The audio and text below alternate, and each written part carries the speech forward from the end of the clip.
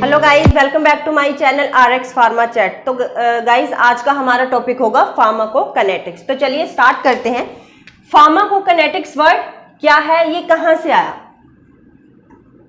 तो गाइस हम कर रहे हैं फार्माकोलॉजी। फार्माकोलॉजी में हम दो वर्ड्स की स्टडी डिटेल से करते हैं। एक तो है फार्माकोकाइनेटिक्स और सेकंड वन है हमारे पास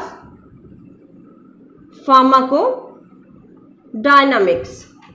तो फार्माकोकाइनेटिक्स को आज हम डिटेल से स्टडी करेंगे। फार्माकोकाइनेटिक्स में हम क्या करते हैं, स्टडी करते हैं हम ADME।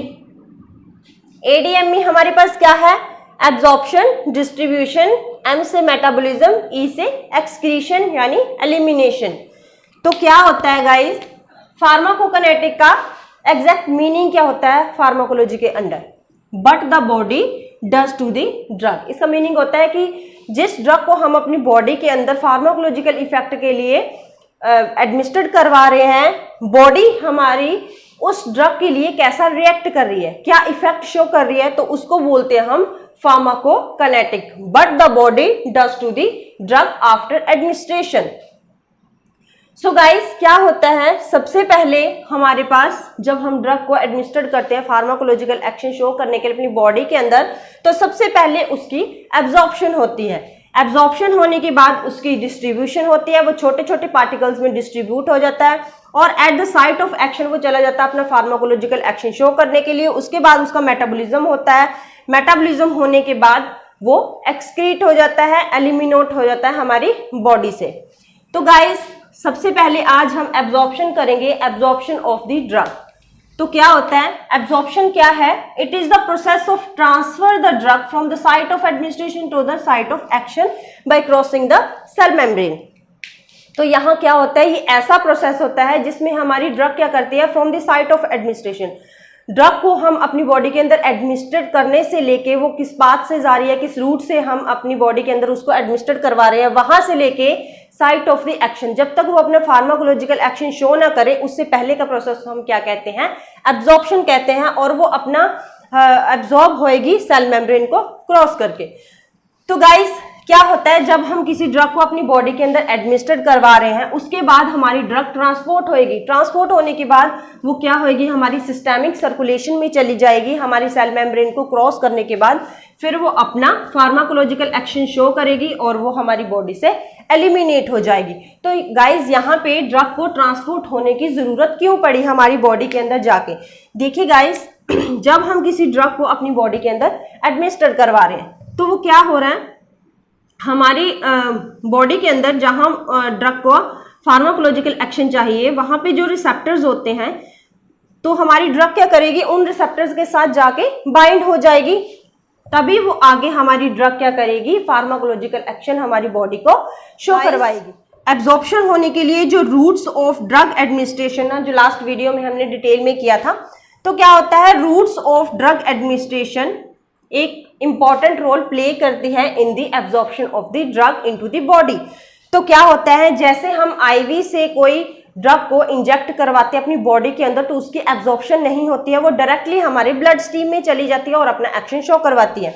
जैसे हम सबकुटेनियस रूट से कोई इंजेक्शन लेते हैं तो वो उसकी एब्जॉर्प्शन धीरे धीरे होती है और उसका प्रोलॉन्ग फार्माकोलॉजिकल एक्शन होता है। जैसे हम इंट्रामस्कुलर से कोई ड्रग अपनी बॉडी के अंदर इंजेक्ट करवाते हैं तो मसल्स के थ्रू वो एब्जॉर्ब होकर हमारे ब्लड सर्कुलेशन में जाके अपना फार्माकोलॉजिकल एक्शन शो करती हैं। जैसे हम ऑरली अपनी ड्रग को एडमिनिस्ट्रेट करवाते हैं अपनी बॉडी के अंदर, तो वो इंटेस्टाइन और स्टमक में जाके एब्जॉर्ब होती है और अपना फार्माकोलॉजिकल एक्शन शो करती है।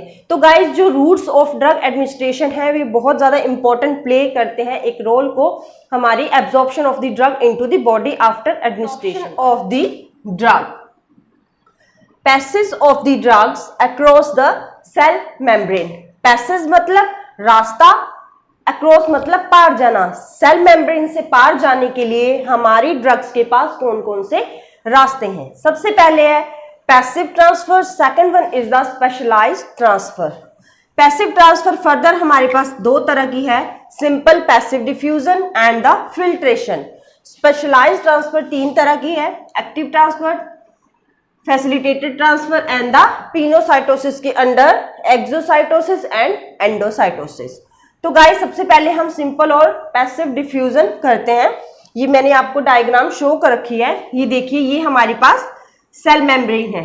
तो सेल मेम्ब्रेन में ये हमारे पास एक्स्ट्रा सेलुलर लेयर है और ये हमारे पास इंट्रासेलुलर लेयर है और ये हमारे पास फोस्फोलिपिड्स है। यहाँ पे क्या होता है गाइस, सेल मेम्ब्रेन को क्रॉस करने के लिए हमारी ड्रग्स यहाँ पे हायर कंसंट्रेशन से लोअर कंसंट्रेशन तक ट्रांसफर हो रही है। कैसे हो रही है, इसमें सबसे ज्यादा प्ले इंपॉर्टेंट रोल करता है हमारे पास कंसंट्रेशन ग्रेडियंट। कंसंट्रेशन ग्रेडियंट क्या कर रहा है, यहाँ पे कंसंट्रेशन ग्रेडियंट की वजह से हमारी जो ड्रग्स है, जैसे वाटर सोल्यूबल ड्रग्स है या लिपिड सोल्यूबल ड्रग्स है, वो हायर टू लोअर कंसंट्रेशन की तरफ मूव कर रहे हैं, ट्रांसफर कर रहे हैं। तो यहाँ पे क्या हो रहा है, कंसंट्रेशन ग्रेडियंट की वजह से वो मूव कर रहे हैं, एक्स्ट्रा सेलुलर से इंट्रासेलुलर की तरफ जा रहे हैं, तो उनमें किसी भी तरह की एनर्जी यहाँ पे रिक्वायर्ड नहीं है। तो इसमें हमारे पास फर्स्ट पॉइंट यहाँ बनता है कि इसमें एनर्जी की रिक्वायर्ड नहीं होती है ड्रग्स को हायर कंसंट्रेशन से लोअर कंसंट्रेशन में ट्रांसफर करने के लिए। और दूसरा है कि कंसंट्रेशन ग्रेडियंट की वजह से ही हमारी ड्रग्स जो है वो higher concentration to lower concentration transfer कर सकती है। फिल्ट्रेशन क्या है guys, only water soluble substances can transport by this route. सिर्फ जो वाटर सोल्यूबल सब्सटेंसेस होते हैं, ड्रग्स होती हैं, वही इस रूट से ट्रांसफर हो सकती हैं। क्या होता है गाइस, ये हमारे पास है extra cellular layer cell membrane की और ये है इंट्रासेलुलर लेयर। हमारी जो वाटर सोल्यूबल ड्रग्स है सिर्फ वही हमारी एक्स्ट्रा सेलुलर से इंट्रासेलुलर की तरफ जा रही हैं। और जहां पे इस प्रोसेस में क्या होता है, जो पैसेज होता है हमारी ड्रग्स का, वो थ्रू द पोर्स होता है। ये जो सेल मेम्ब्रेन में हमारे पास पोर्स यहाँ पे प्रेजेंट होते हैं, इनके थ्रू क्या होती हैं, वो एब्जॉर्ब हो जाती हैं, वो पैसेज वो ट्रांसफर हो जाती है, हमारी सेल मेम्ब्रेन को क्रॉस कर लेती हैं। तो यहाँ पे क्या होते हैं, जिन ड्रग्स का 100 मेगाबाइट से कम मोलिकुलर वेट होता है, वही इस सेल मेम्ब्रेन को क्रॉस कर सकती है। ट्रांसपोर्ट, सो गाइस देखिए आप पिक्चर में, ये हमारे पास सेल मेम्ब्रेन है और ये एक्स्ट्रा सेलुलर लेयर है, ये इंट्रासेलुलर लेयर है, ये हमारी ड्रग है। और ये ग्रीन कलर से जो शो कर रखे हैं ये कैरियर्स है। और हमारी कैरियर्स में से ये जो ड्रग ट्रांसफर होने के लिए एनर्जी की जरूरत यहाँ पे पड़ी है, एडीपी से यो एडीपी में चेंज हो रही है। तो क्या हो रहा है गाइस, जब हमारी ड्रग्स है उसको कैरियर से वो थ्रू द कैरियर वो ट्रांसपोर्ट हो रही है, एक्स्ट्रा सेलुलर से इंट्रासेलुलर की तरफ जा रही है। तो ट्रांसफर होने के लिए उसको यहाँ पे एनर्जी की जरूरत हो रही है। ये पैसिव डिफ्यूजन से बिल्कुल एंटी होता है।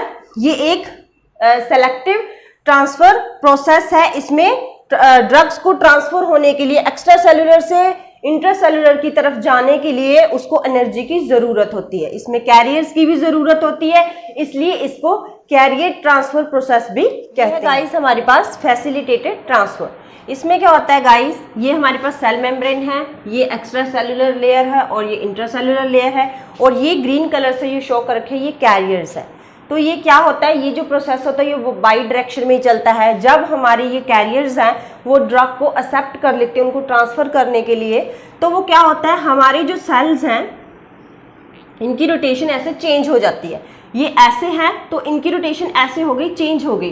तो वहां पे क्या हो गया, जब इसने ड्रग को ट्रांसफर कर दिया, हमारी सेल मेम्ब्रेन से ड्रग मॉलिक्यूल्स को ट्रांसफर कर दिया, तो इनकी रोटेशन दोबारा से ऐसे हो जाती है।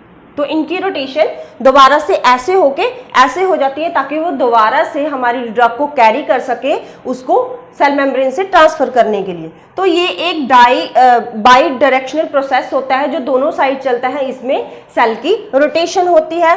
और क्या होता है, ये एक्टिव ट्रांसफर के साथ सिमिलर है, लेकिन जो क्या होता है एक्टिव ट्रांसफर होता है उसमें एनर्जी की रिक्वायर्ड होती है, लेकिन इस प्रोसेस में फैसिलिटेटेड प्रोसेस में क्या होता है एनर्जी रिक्वायर्ड नहीं होती है।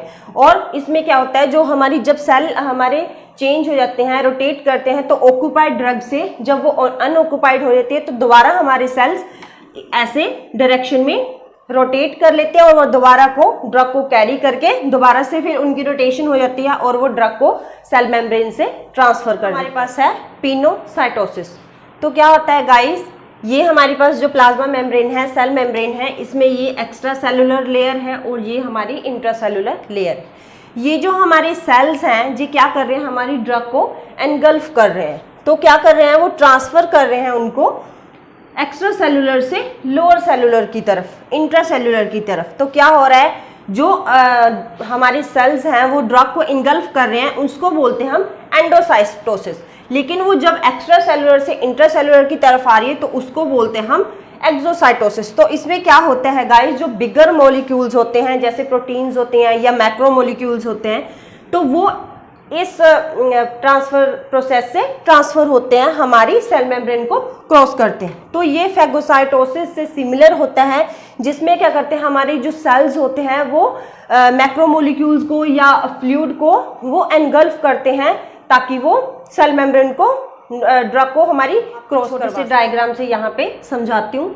सबसे पहले किसी ड्रग को हम अपनी बॉडी के अंदर एडमिनिस्टर करवा रहे हैं, उसके बाद वो हमारी बॉडी के अंदर जाके डिस्ट्रीब्यूट हो रही है, उसके पार्टिकल्स हो रहे हैं वो ग्रेन्यूल्स में चेंज हो गया। तो इस फेज को हम कहते हैं डिसइंटीग्रेशन फेज। तो वो नेक्स्ट क्या हुआ, वो स्मॉलर पार्टिकल्स में चेंज हो गई हमारी ड्रग और वो हमारे जो हमारे बॉडी में सॉल्यूशन है उसमें ड्रग चली गई, हमारी जीआईटी में चली गई। तो वहां पे उस फेज को क्या कहते हैं, डिसोल्यूशन फेज। वो डिसोल्यूट होने के लिए चली गई। तो नेक्स्ट उसकी एब्जॉर्प्शन हो गई। एब्जॉर्प्शन होने के बाद वो क्या हुआ, हमारी प्लाज्मा में चली गई या एक्स्ट्रा सेलुलर फ्लूइड में चली गई।